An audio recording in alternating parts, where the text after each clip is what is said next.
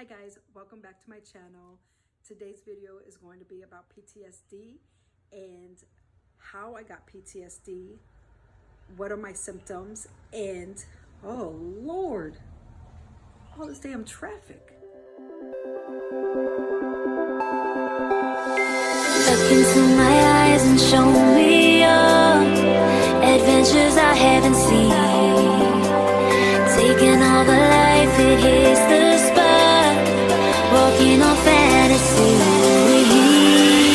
So take me, baby, take me to a state of mind. And we're talking about PTSD. Yes, post-traumatic stress disorder, and how it affects me. So I did make a brief video of what PTSD was and the symptoms and stuff like that. I will link it up top, and I'll probably link it at the bottom of the description so you can check out that video later. But today, this is about me, how I got PTSD, and how I do my everyday activities. I did have to change my environment. Today I'm in my garage because my kids are at home. Of course, we're all staying at home, being safe, and my dogs are running rampant, and it is raining outside. But I thought, you know what, let me change this environment and try to see if I can make this video. So let's begin. So I get a lot of questions about PTSD and how I got it. Now I'm not going to really go into grave details about how I got PTSD, but more of kind of what led to everything, how I got diagnosed, and stuff like that. So, because there are triggers, and no one wants to be triggered while we're doing this nice video, because this is supposed to be kind of a good video and kind of hopefully might help somebody else in the same situation that I am in. So yeah, my number one question is, how did I get PTSD? Again, I'm not going to go through all details, but I'm going to go into some details. So I joined the military, the Navy, when I was 17 years old. I graduated early from high school, and I literally went on the first plane out of my small town, and I joined the Navy. I became a machinist mate, so I was an engineer. I worked on like boilers, machinery, oil, that kind of stuff, working around the ship. So I did a lot of hands-on stuff. But the Navy was a way for me to afford going to college, and I wanted to travel, and what better way to travel than joining the military, right? Okay, so before I get started, I do get asked also, do I regret ever joining the military? And I'm gonna say no, because I did have some really, really great times in the military. I met my husband in the military. I met friends, family to me, and who I still talk to till this day. So no, I don't regret it. I've been able to see beautiful places that mainly a lot of people dream to be able to go. So no, I don't regret ever joining the military. Before I dive in about how I got PTSD, let me kind of recap what PTSD is. So PTSD is post-traumatic stress disorder. It can happen to anybody. It can happen to anybody at any time. There are several ways of getting PTSD. One is childhood trauma, spousal abuse, and environmental. Environmental would be like a natural disaster, like Hurricane Katrina, for example, because I do live in New Orleans. So natural disaster like Hurricane Katrina can cause post-traumatic stress in children, adults, stuff like that. Then there is also PTSD in the military. And there's two different types of PTSD in the military. And the first one is combat PTSD, which used to be called shell shock, and I believe in World War I. Not sure, so don't quote me on that. I'm not that sure of when shell shock came to be, but they did change it to post-traumatic stress disorder. The second one in the military is MST, which stands for military sexual trauma. That's where I fall into. I have PTSD, MST. as my diagnosis, and it was diagnosed from the military. So, how did I get PTSD, you ask? I'm going to tell you the story. So, when I joined the military at 17, I want to say a year in the military, I was ranked up really quick. I made my first rank, let's just put it that way. I made my first rank as a petty officer. And with that, because there were so many people kind of in my division where I was working at now, people coming in and all that stuff, they decided to open up a different department. And I was going to be one of the leads or head petty officers or supervisors of the valve shop on my ship. And what that meant was I was going to have a supervisor above me, then there would have been me, and then there was people underneath me that I would guide and teach and instruct and stuff like that below me. I was the only female that was going to be in this division, so I had an uphill battle as it was as a female, especially as a new female only a year in my service. So with that said, my supervisor above me took it upon himself, and what started off as like compliments and comments of how pretty I was, to then it was turning into how sexy I was, why I wasn't with no man. And again, my supervisor didn't know none of my business, so he didn't know if I was married, single, whatnot. It was just constant him trying to see or put his place, I guess, or a stance to me, I guess. That ended up within a year to 2 years, ended up being more, and it started into what is considered a sexual assault, and which was a repeated sexual assault. Again, I am not going into details because it is something personal. I don't like to talk about it all that often. What ended up within the 2-year, 3-year mark of my service,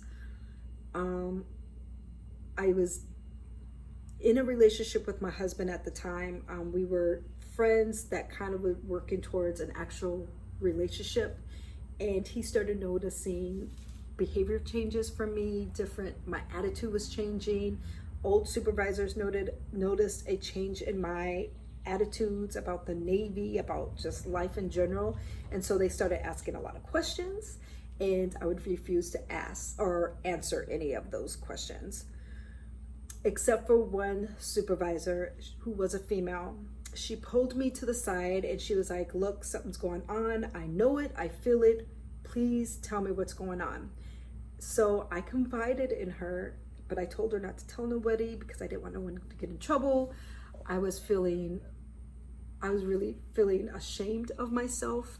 I thought it was my fault. However, she did report it. She went to our chief.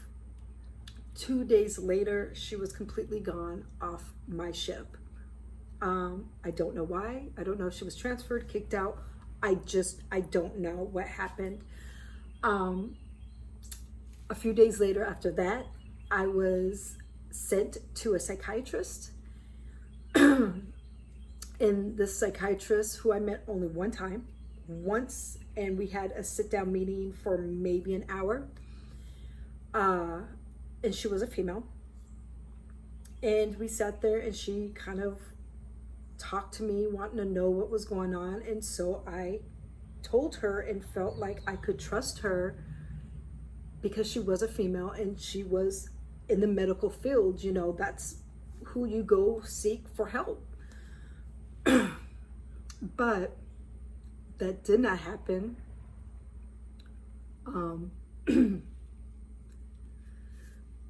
I'm trying so hard to kind of keep my composure because it is hard to talk about. But during my therapy session with her, she flat out told me that I was a liar. She literally looked me in the face and told me, how dare you come into this room and try to ruin another man's career?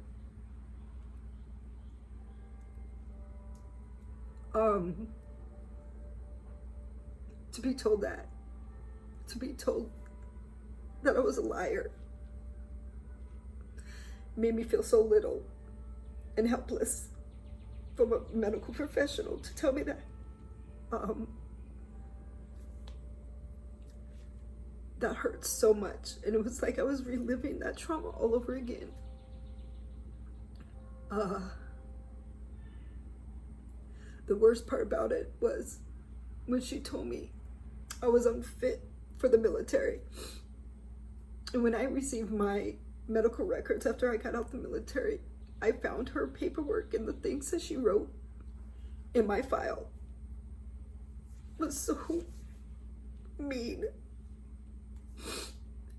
And in big, bold words, she wrote that I needed to be extraditedly out of the military.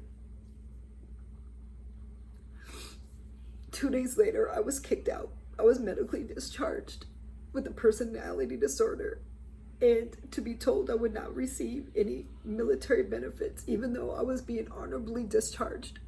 They told me I would not receive any medical or military benefits. It was hard. It was really hard. Again, I'm trying not to cry because I wanted to make this a light-hearted, a good video, an upbeat video, but again, those are some triggers or some things that it's so hard to even wrap your head around. After I left the military, I had no job. I found out I was pregnant with my husband's baby, our oldest daughter, and I had no job, none. And medical was great in the military, and living in California and not having medical was so scary, and being pregnant all at the same time.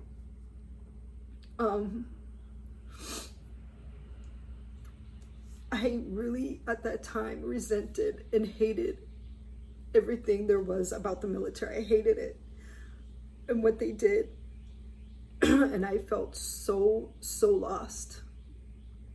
I'm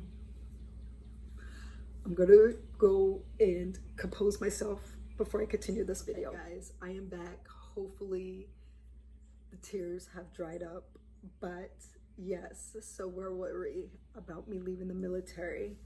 So I thought maybe I could just forget about this trauma, move on. I was about to have a baby, I was about to be married, and I thought that was going to be enough, and it was. But then nursing school started, because I did end up going to nursing school, and nursing school by itself is already just fully adrenaline, anxiety-ridden program to take. And I went head in first. I did nursing school, and that's when people again started noticing a behavior change in me. I became really aggressive. I became very annoyed by certain things. My anxiety, I was starting to see depression. So I ended up going to see a civilian doctor, and the civilian doctor did diagnose me with depression and anxiety and put me on birth control and said this should help.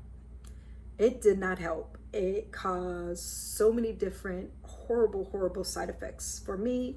So I stopped taking it, and I stopped seeing my doctor because I was like, I don't think this doctor knows what I'm going through, because it was just a primary care doctor and kind of was just like, you know, run along. How I was diagnosed with PTSD. So I started going to the VA when I started realizing about back issues that I was having and stuff like that. And I knew the VA was free for any veteran, depending on income and all other different kind of factors, which I qualified for free medical at the VA. So I started going to see them, and so I was getting treated for my back, and I started feeling good. I was like, hey, I'm good. Well, then again, the depression started creeping in. I started having bad outbursts and anger issues, and to the point of where my husband and I almost got a divorce. I was doing some really, really risky behaviors, and my husband just really did not know what to do. And especially when you have teenage daughters and they're watching their mother spiral out of control was just not a good thing. And my husband was trying to protect my children, protect himself, and literally protect me.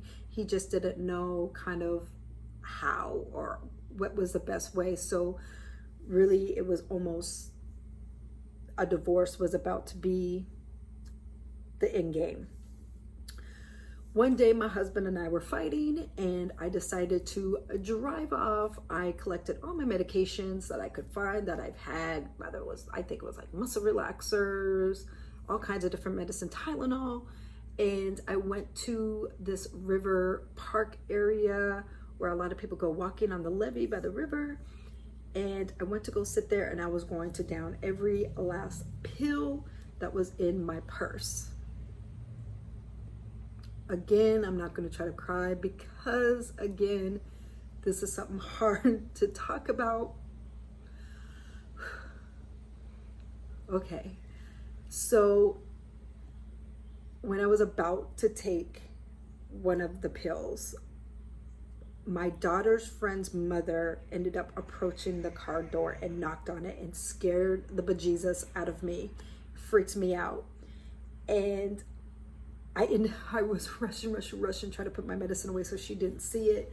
And literally her scare, that knock on the door, saved my life because it scared me, literally scared me, snapped me back into reality. And I remember putting all the stuff back in my purse and driving off and going home and crying and telling my husband what I was about to do.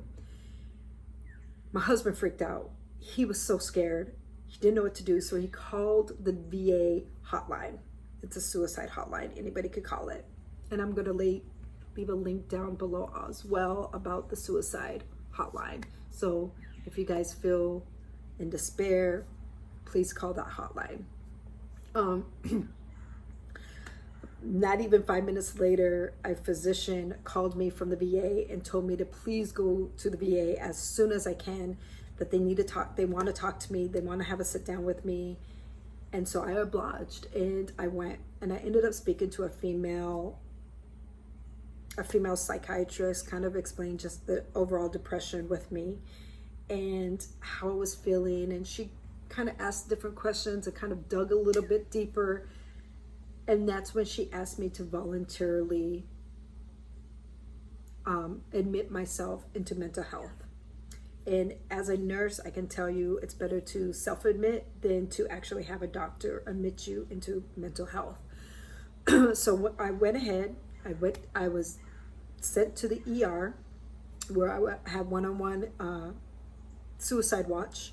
And then I was sent to mental health, which I really can't remember the transition because I was drugged at the time because I had really, really bad anxiety while I was in the ER. I had an anxiety attack, a panic attack, where they had to put oxygen on me. It was really bad. I was fidgeting too much. I wasn't sitting still in my bed, and so they didn't want me to be moving too much in the ER and disturbing the rest of the patients. So they kind of gave me a medication to kind of level me out. I did a stint a week and a half in the mental health unit, and I really took advantage of it. Did therapy every day, took my medicine every day, took little therapy classes every day, and I started to see a slight improvement, my overall improvement, I should say. So that's kind of how I was diagnosed with PTSD, because then I went to another therapist at my local VA, and that's when I was actually had to be tested for PTSD. It's like a questionnaire or something like that, and I did test for PTSD. But then I had to go see another therapy because I had to file a claim for it. So I was able to receive medical compensation for my PTSD, where I had to see another therapist. And the other therapist also confirmed my PTSD, but she confirmed it was not just PTSD, that it was MST, military sexual trauma. So that was another diagnosis that was added on, including anxiety, depression. I believe I was diagnosed with something else, but I just can't remember. It was like an all kind of clumped together umbrella of PTSD. I think insomnia or nightmares or something like that was one of them. So I was diagnosed all at once with this. So what are my symptoms of my PTSD and how they were able to determine that I had PTSD? My first, the first symptom is anxiety. Going to stores, that is something that's a daily thing for people. That's a normal thing that normal people can do without thinking twice about it, caused me to have panic attacks. I would panic about driving to the store, getting in a wreck.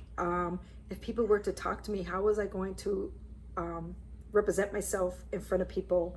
I would be afraid of people following me in the stores. I was always looking around my shoulders and seeing if people were looking at me, and if I was being followed by a man, or if I was being followed to my car.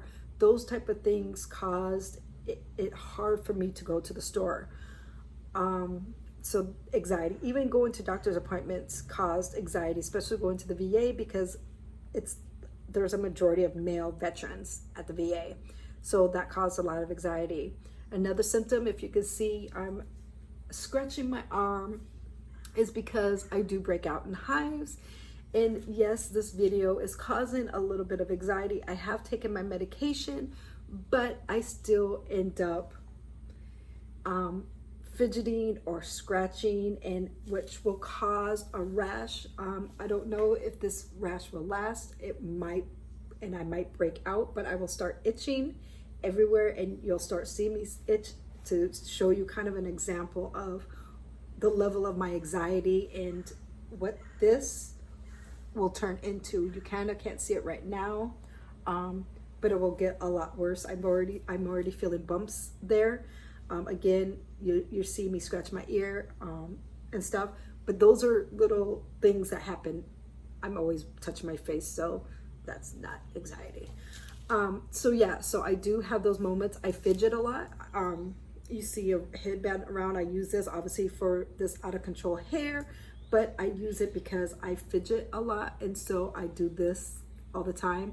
You might see me like rocking a little bit. My knees will be shaking, so you might see me like moving like this. It's just because my knees are shaking. I do tend to get all this anxiety. So yeah, that's one of my symptoms. My next symptom is hypervigilant. I did kind of explain that. I look behind my back. I'm nervous about people, nervous about my environment.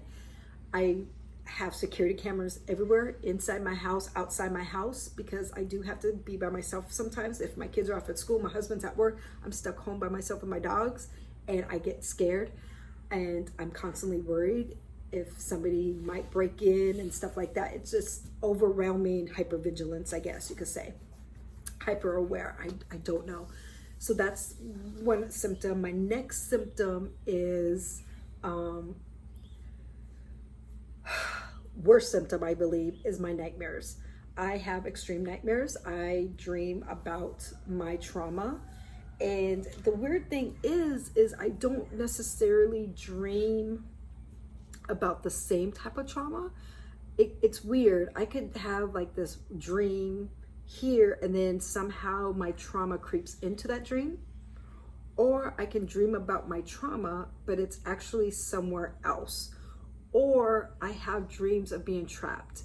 To kind of give you a little visual about it, I was stationed obviously on a ship because I was in the Navy, and Navy doors are different than like if you live in your house and you can open, the door. our doors either have latches or locks for just in case of flooding or we taking in water. Certain doors are made certain ways. Because of the type of trauma I had and the experience I had, being locked or being put in small spaces freaks me out. Hearing certain doors, smells, colors, things like that are big triggers for me. And I have a lot of dreams about me being shut in a small environment like that. Not necessarily dealing with my trauma, but just being locked in something small is another nightmare that I have. The second worst symptom that I have is insomnia. My insomnia is super, super, super bad. I'm lucky to get 5, maybe 6 hours of sleep a night. That would be a good night. My worst nights are maybe an hour to 2 hours. And you can notice, I'm going to try to get closer to this camera. You can see the dark circles around my eyes is because I don't get a lot of sleep, which affects my everyday life in the daytime. So those are probably my worst symptoms, my nightmares and my insomnia. And not to mention my nightmares become physical. I have actually kicked my husband, punched my husband. I actually kicked my husband so hard he tore his ligament in his knee and had to go to the VA for that. Again, these are one of the lead ups to how I was diagnosed with PTSD, because not only was my husband now going to the VA for injuries which looked like abuse, which they were not, led to them kind of reaching out and saying, hey, you know, your patient, kind of get some treatment going on, going to, you know, that kind of stuff. So I ended up getting put on medication. And do I still have nightmares? I do. I do get a little bit more rest, not too much, but I do get a little more rest. But I now am able to sleep more still. My nightmares aren't as bad, and I haven't been physical in bed lately, like constantly fighting something or fending myself or stuff like that. I no longer have, I do have it, but not nearly as bad, and it's occasion. And again, it's mainly reason why I do have these nightmares, or still have these nightmares, is because I forget to take my medication at night, because these pills are like huge, and just to try to swallow them is just, oh my God, it's crazy. Okay, so that is a symptom. I'm trying to think of another symptom. A symptom that I do suffer is withdrawal syndrome, and what I mean by that is not no drug withdrawal. It's really relationships. I struggle with having relationships. I still struggle with having a relationship with my husband. I struggle having a relationship with my children. I have a struggle with a relationship with my mom. It's really bad, especially with my friends. I used to be the life of the party, and I can be the life of the party, but then there's times where I just don't want to do anything, and I shut myself out from the world and end up neglecting my friends a lot. I do neglect my friends a lot, and I don't mean to. It's, you know, when you have a friend relationship, you know, your friend's not always going to be in a good mood, and sometimes they need you to be able to talk to. And I always lend an ear to all my friends. I believe that that's just who I am. But sometimes that negativity, and even though it's not my negativity, it's maybe something that they're going through, I absorb it almost. Maybe absorb's the wrong word, but I start feeling their pain, and then I dwell on that pain, and I start thinking about their pain and how I could help them, and it comes to a point where I self-neglect myself, or I forget that I can't control somebody else's life. So to avoid those feelings, I avoid people, and the results end up me losing friends. I do have some really close, loving, supporting friends, that kind of already know my quirkiness, and they love me anyways, so I love my friends. And then there's those that are like, she's nuts, and I'm okay with that. I wasn't at first, but I am okay with that now, because not everybody's going to understand that a mental illness is, yes, it's not me all the time, but it is a part of me. It is a huge part of me, but it's not the whole me, and not everybody can handle that or understand that, and I'm okay with that.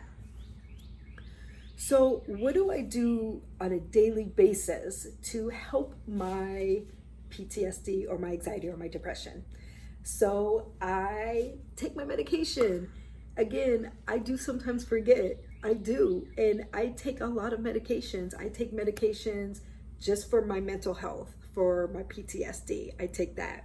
I have to take a muscle relaxer because sometimes I can't get out of bed because of my back.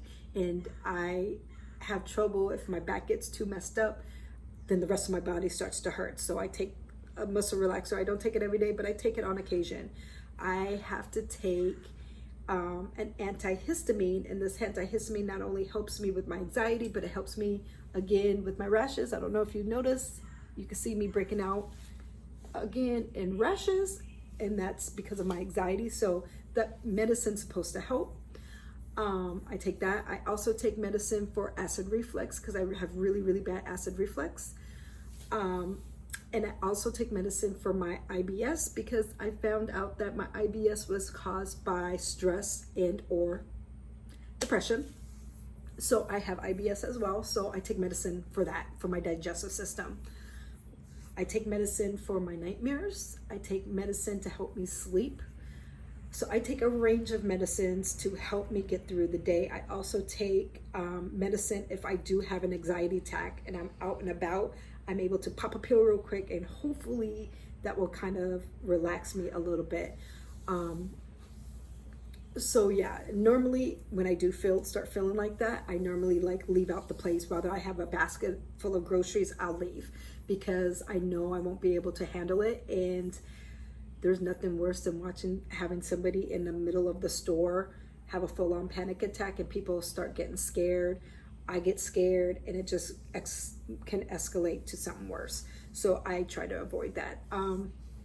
Again, my anxiety, I am itching because I am feeling a little anxious, and you're going to see a lot of me itching, and I'm sorry. You could probably see it in my other videos as well, but I don't really talk about it, but you can see it now because I am talking about PTSD.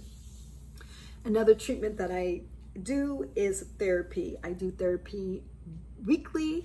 I just finished up my 8-week program for one therapy, and I'm about to start 12 weeks of cognitive therapy where they do dig deep and do talk about my trauma. I am freaking scared because I don't want to talk about it, but they're going to make me talk about it. So I'm scared, but I know it's for the best, and I know I have to do it, and I have to be committed to it just for my well-being.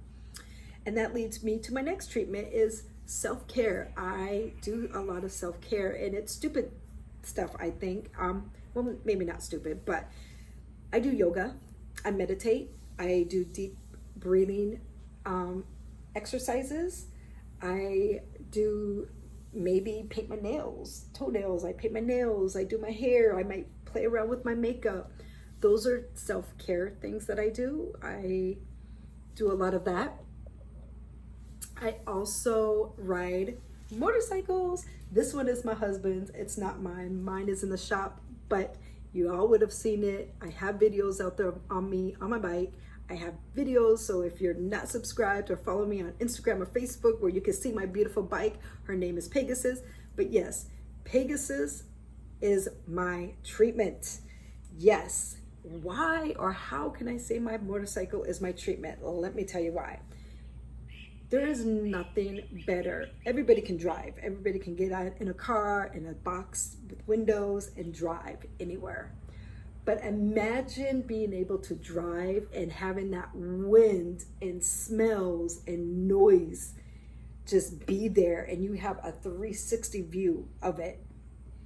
That is riding a motorcycle for me, and I call it my wind therapy, because it's literally, once I get on the bike, I can't think of nothing else but me being on my bike, because you have to be very safe, very cautious of your environment when you're on the bike. You got to watch out for other drivers, other bikes, and how you're riding your bike, your speed.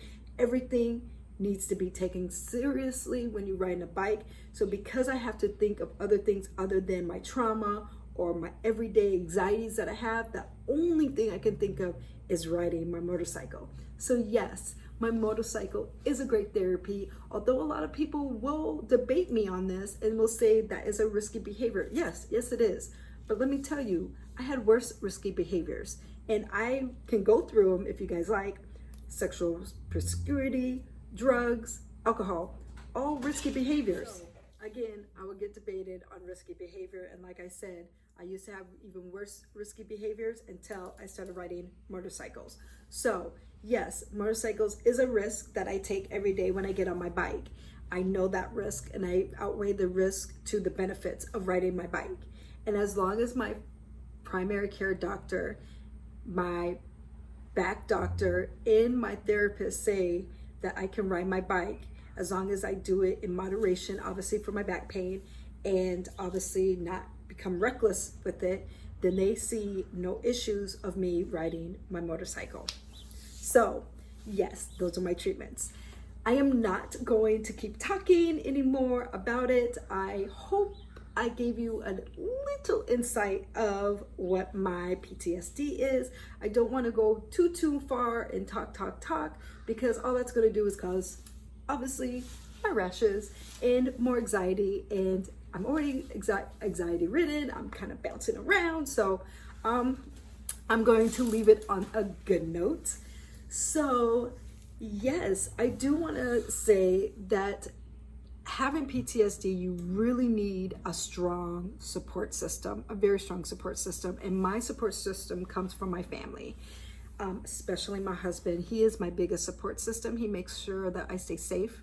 He makes sure that I take my medication, and he makes sure that if I am down and out and I forget to shower and don't brush my teeth because I have bad days, I do. He makes sure I get out that rut. And then also my children, my girls, because they're teenagers, they're very understanding, and they are my rock. They're my little cheerleaders saying, hey mom, let's go shopping, or hey mom, take me out driving, like let's get out this house. So yes, they are my support system. I do have great friends that are also my support system. My mom, my grandparents, they're all great support systems. So that is key into helping somebody with PTSD. You have to have a support system, because you cannot, and I'm going to repeat this, cannot do this by yourself. You can't. I've tried. I did it for years and it did not work. So I hope you like this video. Please like this video. All right, guys, like, comment, share your thoughts. Please subscribe to my channel, and until next time, see ya.